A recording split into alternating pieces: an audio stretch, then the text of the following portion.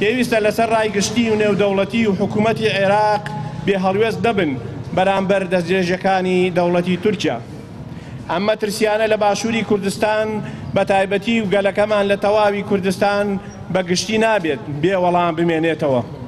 بۆ دەربازبوونیش لەم دۆخە هەرچی زووە هەموو لایەنە ئازادی خواز و سیاسی و ڕۆشنبیریەکان دەست بەجێ بێنە لای یەکتر بە کۆدەنگی و هەڵوێست و فشارەکانیان چڕ بکەنەوە.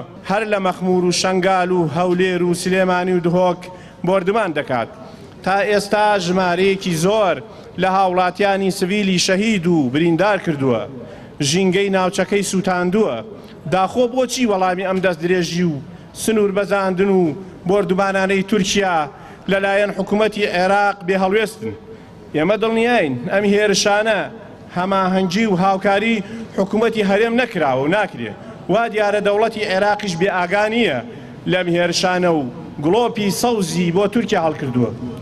هێرشەکانی داعش بۆ سەر ناوچەکانی خانەقین و داقوق و کۆمەڵکژی کاکەیەکان و هەڵمەتی دەستپێکردنەوەی پرۆسەی تعریب لە کەرکووک و گەلێ ناوچەی تر لەم کاتەدا لەو پیلانگێرانەیە بۆ سەرگەلەکەمان.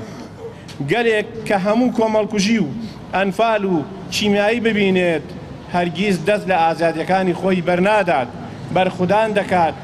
پێویستە لەسەر ڕایگشتی و نێودەوڵەتی و حکوومەتی عێراق بێ هەڵوێست دەبن بەرامبەر دەستدرێژەکانی دەوڵەتی تورکیا.